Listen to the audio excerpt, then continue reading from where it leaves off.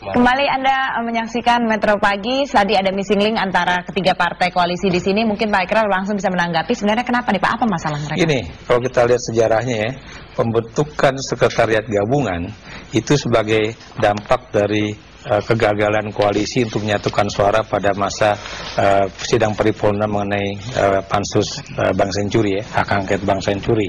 Nah, kemudian kita tahu siapa ketua dari Setgap itu, SBY. Siapa ketua hariannya? Ical Bakri, kan?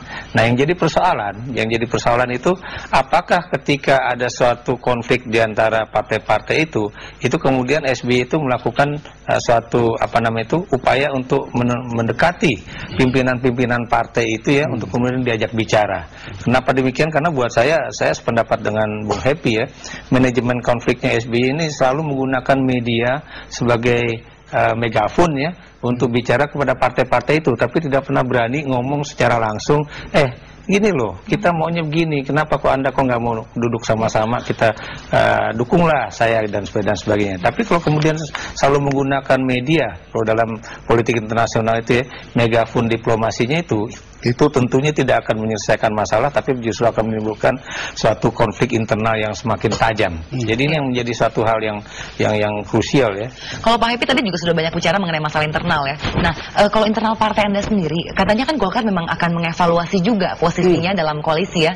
Ini update terakhirnya apa dari evaluasi itu?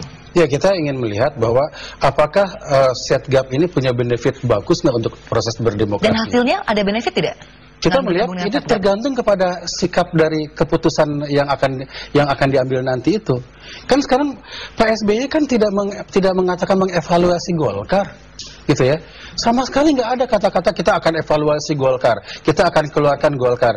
Yang ngomong gitu kan anggota-anggota Partai Demokrat. Tapi saat ini sudah terbentuk opini publik bahwa yang ditarget adalah Golkar dan PKS, dua partai itu. Nah, Anda sendiri kan sebenarnya partai besar yang tidak butuh dengan Demokrat juga kan. Nah, kira-kira apa nih membuat masih bertahan? Kalau yang jelas posisi kita pertama ini kesatria.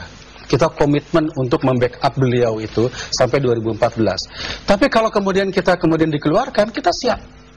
Nggak ada masalah. Bahkan kemudian tidak mungkin mundur sendiri bahkan kita nanti itu akan lebih memberikan kontrol yang lebih kuat lagi. Tapi tidak mungkin mundur sendiri ya Pak? Oh tidak dong. Kalau kita mundur berarti kita salah. Baik. Gitu ya. Oke, Bapak merasa dari Golkar sendiri berada di Setgap ini lebih banyak untungnya atau ruginya? Bisa dijawab juga nanti dengan Pak Jazuli. Silakan Pak Happy. Begini ya, yang akan menilai itu bukan kita, tetapi rakyat gitu ya, yang menilai itu.